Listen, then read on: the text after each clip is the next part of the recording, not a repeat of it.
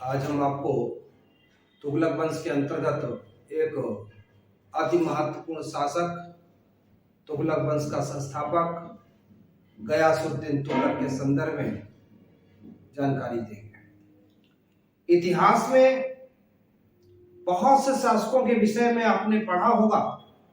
हमने अपनी पूरी क्लास में भी चर्चा की थी कि अगर हमसे पूछा जाए कि तुगलक वंश के शासकों में से सर्वोत्तम शासक कौन है, तो हम निश्चित तौर पर गयासुद्दीन तुगलक का नाम लेंगे।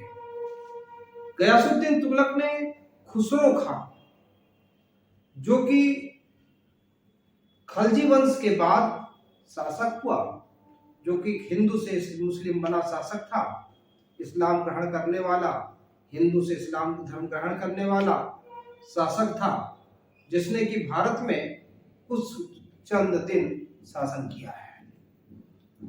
जब इसकी हत्या की गई खुसरो खां की, गयासुद्दीन तुगलक शासक बना, तो इसने जो काम किए हैं उन कामों की वजह से इसको याद किया जाता है।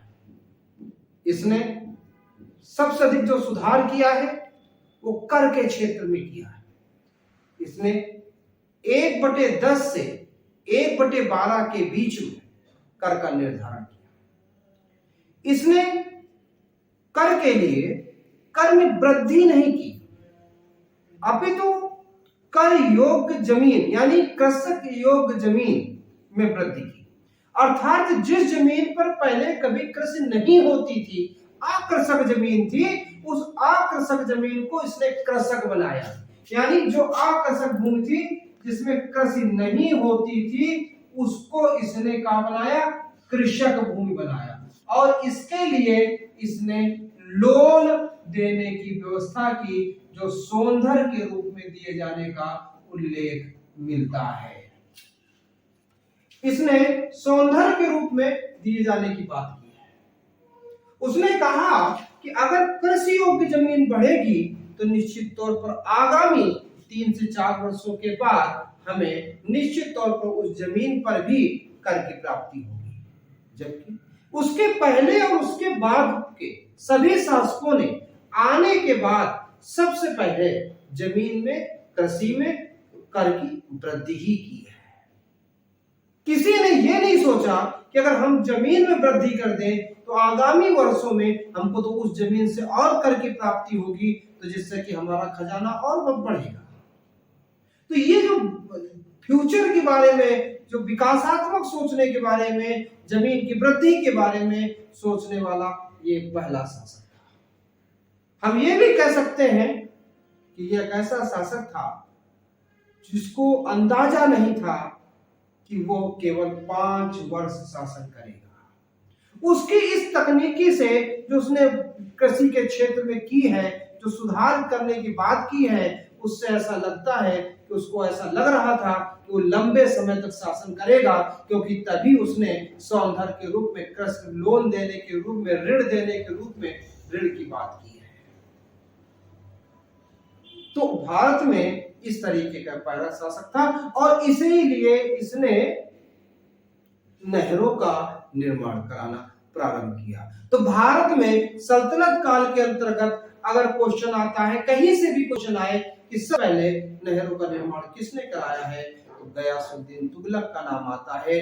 जबकि बहुत से लोग निश्चित तौर पर फिरोज शाह तुगलक को टिक करेंगे, तो फिरोज तुगलक ने उन कार्यों को आगे बढ़ाया है।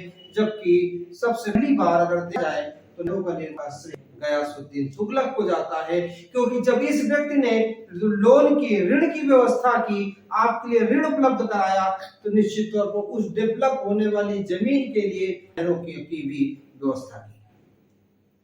ये जब गया हुआ था बंगाल अभियान में, वहां से लौटते समय, जब ये वहां से लौट रहा था, इसके पुत्र जौना खां के द्वारा बनवाए गए लकड़ी के महल के गिरने के कारण इसकी मृत्यु हो गई।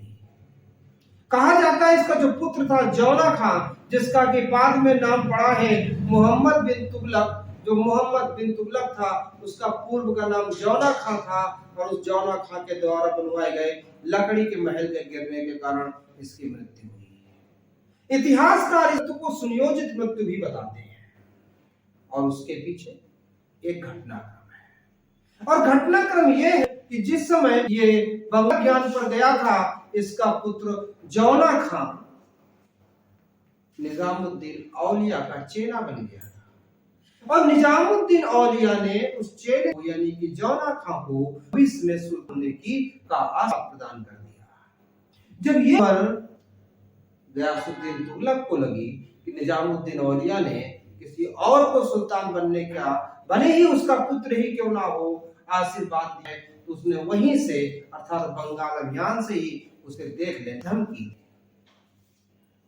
जब देख ले धमकी थी तो निजामुद्दीन औलिया ने भी कहा, उसके जवाब कि दिल्ली अभी दूर है, अर्थात वो बंगाल से दिल्ली आ रहा था और क्या कहा, दिल्ली अभी दूर है। अब प्रश्न बनता है, किसने कहा है ये अभी दूर है? निजामुद्दीन औलिया ने कहा। किसके लिए कहा है? गयासुद्दीन तुगलक के लिए कहा है। ये दो प्रश्न बन गए, लेकिन उसने चूंकि ये कहा दिल्ली अभी दूर है, दिल्ली यानी आप नहीं आ पाओगे, कुछ ऐसी मंशा जाहिर की और रास्ते में ही उसकी मृत्यु हो गई। तो इतिहासकारों का कहना है कि उसकी मृत्यु सुनियोजित मृत्यु थी।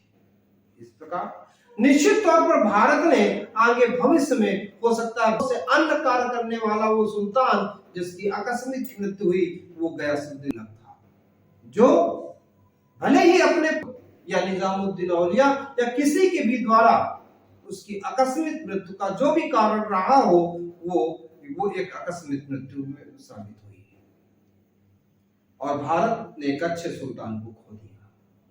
तो हम लोगों ने आज एक अच्छा सा टॉपिक गयासुद्दीन तुगलक पढ़ा। आपको अच्छा हो, लाइक करें, शेयर करें, सब्सक्राइब करें और इसको ज्यादा से ज्यादा लोगों तक पहुंचाएं ताकि लोग इतिहास के बारे में जानें।